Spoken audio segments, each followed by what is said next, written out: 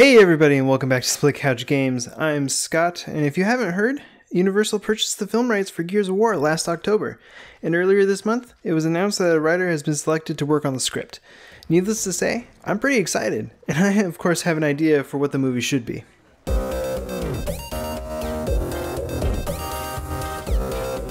Before diving into what I think the story should be, I want to discuss some ground rules that this movie needs to follow in order to be successful, no matter what the story ends up being. Rule number 1. It has to be rated R. Most recently, Deadpool and Logan have shown that rated R movies can actually make money. The games are rated M for mature, and I think it's important for the movie to stick with the same style in its filmmaking. This will allow it to not alienate fans, but it will also stand out from the other movies out there because it has such a distinct visual style, even a sound style, and it is very gruesome, but I think that it will translate well to the big screen if done correctly. At its core, Gears of War is an action-packed experience with some horror and gore elements thrown in.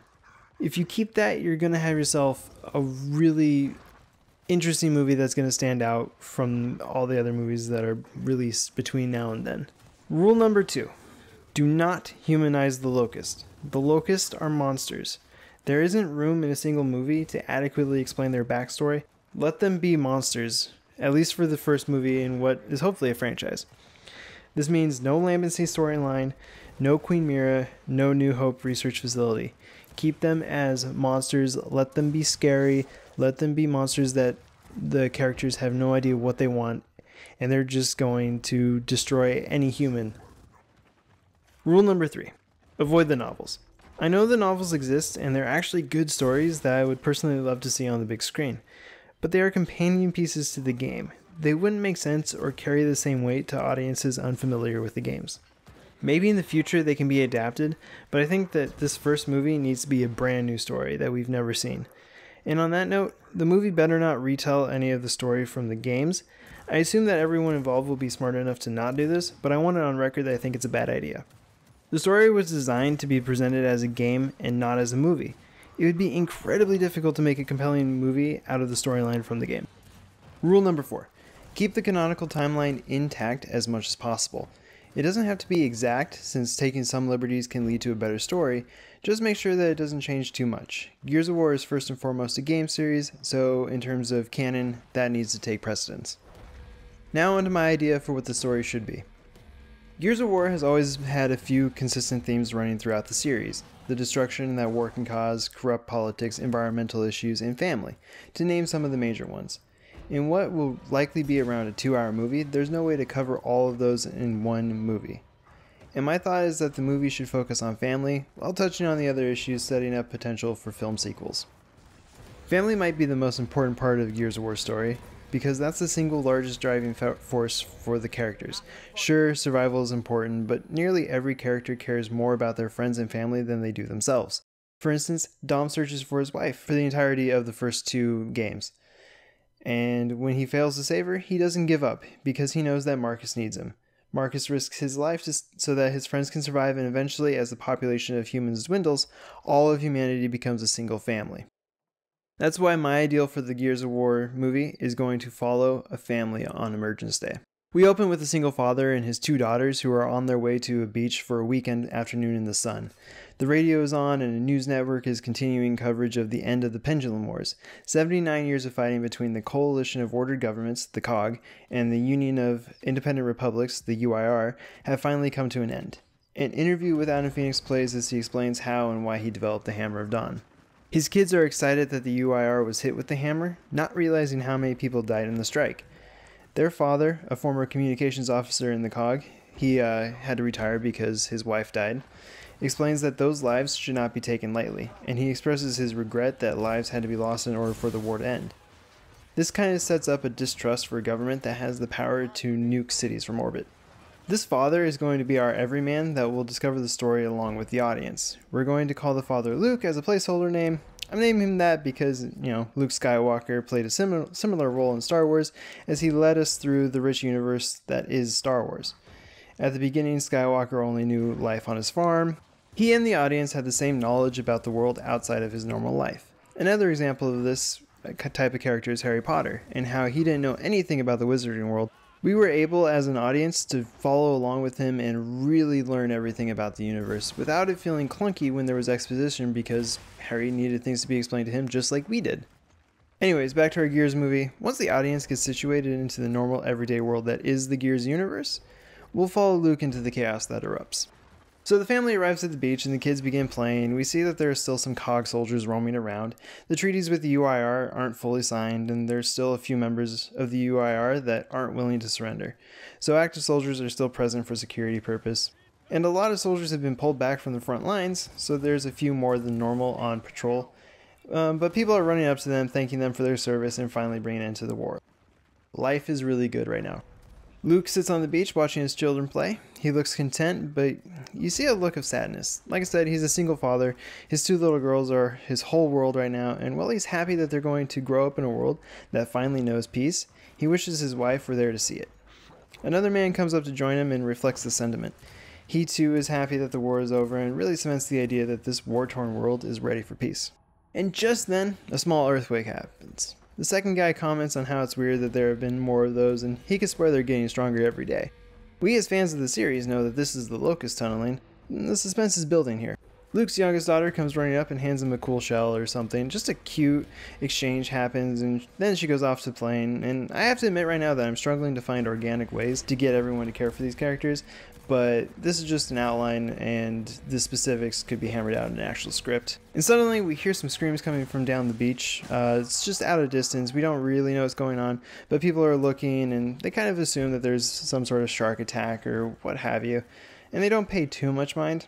But the screams keep coming and a few soldiers peel off to take a look, and within a few moments gunshots are heard. And the remaining soldiers yell to clear the beach and then run over to support the others. The daughters run back to Luke, and as they begin to leave, the ground underneath them shakes harder than ever before. Our family and several others begin running as fast as possible, and as they do, emergence holes appear along the beach. There's a pause in the action, the shaking stops, and there's just kind of a pause as the camera pans over to one of the emergence holes. And there, a locust hand appears on the edge, and then he begins pulling himself out of the hole. Even though he's bewildered by this humanoid monster that's, 7 feet tall, a huge beast, climbing out of a hole in the ground, the locust is carrying a gun, so Luke's military training kicks in, and he turns and he pushes girls along immediately and stays low to the ground as they run to their car. Bullets are flying, holes are appearing, more locusts swarm the beach, people are dying. Luke and his kids finally do reach their car and begin driving away. Only a few other cars are making it. Old pendulum sirens that would announce UIR attacks are screaming. Helicopters are flying in and chaos is fully erupted. At this point in the story, I'm going to stop going beat by beat. This is where the action begins. It's Emergence Day and the locusts are attacking. There's not really that many specifics I can go into. There's just going to be some action. And Luke is going to remain as our focal point, but we're going to see the destruction. Buildings are going to be reduced to rubble. There will be some close run-ins with the locusts. And Luke is going to do whatever he feels is best for keeping his children safe and eventually meet up with some soldiers. The soldiers they meet are going to try and get everyone to designated shelters. These shelters are going to be large banks or museums. It's going to really fit in with the aesthetic that the Gears games have. And as we're gonna pick back up the moment by moment storytelling. It's nighttime. Luke and his girls are in the shelter. Hopefully by now we're invested in their survival. And Luke isn't able to sleep because of all the tragedy that he saw today. The girls are exhausted, so they're able to sleep, and he's just holding them close on his chest. Everyone else is trying to sleep as well, and a few soldiers close to him are talking about the day. They don't know what the hell is going on. They discuss some chatter they heard over the comms. It kind of just paints a little bit of a picture for everyone on what's actually happening. But it's just a generally quiet moment to let everyone breathe and take in what they saw. Well, the locusts come from underground, so they're pretty comfortable with the nighttime. And I do want to say that the Krill aren't going to be a thing in the movies. It's too much to deal with as an audience, and as the characters, they're not going to be able to defend against that. And the Krill were really only a gameplay mechanic more than an actual entity within the games. Anyway, the shelter comes under attack, and again, it's dark, and so the locusts have a huge advantage here. And the civilians are moved deeper into the dark underbelly of whatever building they're in. The soldiers are doing a good job of fighting the locusts off, but a few of them do sneak through and get into where the civilians are hiding out. And there's a good amount of suspense in the scene as the locusts are searching for the civilians, and the civilians are really, really scared. And I'm kind of thinking of this as sort of like the velociraptors in Jurassic Park, that kind of feel for the scene. And Luke is able to sort of inspire everyone and, you know, say, hey, we have to fight these animals or these monsters, because if we don't, we're all gonna die. So he's able to get a bunch of people ready to go, and I mean a lot of people, because the locusts are huge. And I mean, this isn't the games where the character model has to be a specific size. These monsters are 7 feet tall and are just pure beast, and canonically they have like rock hard skin that like knives have a hard time penetrating. So it's going to take a lot of civilians to get it done. They're able to do it, and kind of gives a sense of hope that these things can be beaten. Before long, we're evacuating the shelter and we're moving on to another place. Before long, they're evacuating the shelter because it's no longer safe, and getting into transports and headed off to the next safe location. But then we get to have a moment with the 2 soldiers that Luke heard talking. Turns out it's Marcus Phoenix and Dominic Santiago. Woo, fan service! But they heard about how Luke led the civilians and saved their life, so he's earned their respect and is given a pistol, not just because of what he's done, but because of his former military training and all that kind of stuff, and just because shit's hit the fan and everyone needs to have a weapon at this point. And again, this is Luke's story, not Marcus's or Dom's, so they'll be on the periphery of Luke's perspective throughout the rest of the movie, but they're not going to be the center focus of it. But the important thing is that when you take someone who hasn't played the games to see the movie, you get to nudge them and be like, those 2 are the most badass characters of all time. But Luke is assigned to another squad, where the leader is a woman. This doesn't surprise any characters, as the COG have a long-standing belief that any person who can perform the duties required of a soldier are soldiers regardless of gender, sexual preference, etc. And I'm not just making shit up here, this is established canon. She, and we'll call her Leia for the lulz, and Luke are going to have a friendship, and there's not going to be a real love story here. There might be some hints of a romantic relationship, but no outright flirting, and it's not going to be center focus of anything. There's no time for that in this movie, and shit's going down, and both characters are too focused on surviving to try and stir up a relationship. The caravan of transports are now leaving, and shocking nobody, the caravan is going to get attacked as they're moving through the city. Chaos is happening again. This time, though, there's a huge motherfucking locust that appears. He's got a pretty epic sword and is commanding the locust troops. General Rom has appeared, and this is where Marcus first sees him. And this will add some weight to when he sees him and eventually kills him in Gears 1. Eventually, the survivors reach the military base for the city. Remember, this is a world that was at war for 79 years. There are bases everywhere and plenty of elite soldiers manning them. And this is a city that was not on the exact edge, but decently far enough from the center of COG territory, so the military presence is going to be pretty high here. All of that is to say that it's not unrealistic that the humans didn't all die in the city, because there was enough military presence to keep a decent amount of people safe.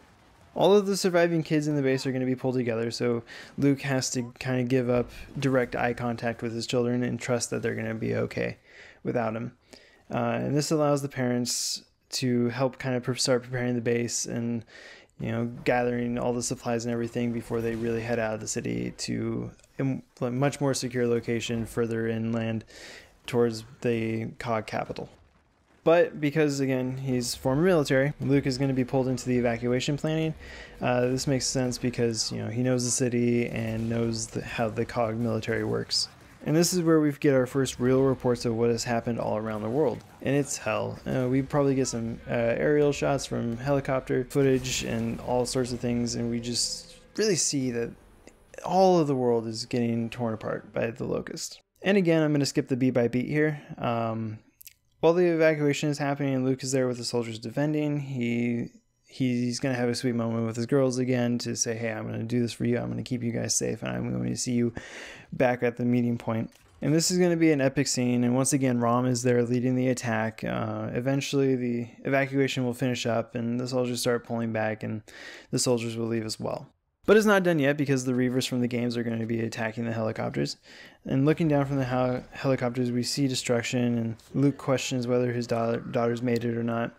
Leia is on the ride with him and gives him some comfort, and they have a quiet moment between just the two of them as the helicopter ride is out of their hands. We still see the destruction, and there's still an intensity going on around it, but there's just a small quiet moment there. They reach what everyone is considering safe, and Luke finds his daughters. It's a bittersweet ending because while the family is together, the world has changed, and Luke knows that this war isn't going to be the same. There won't be rules, there won't be mercy. This will be a war for survival, and he's going to fight for his family's survival.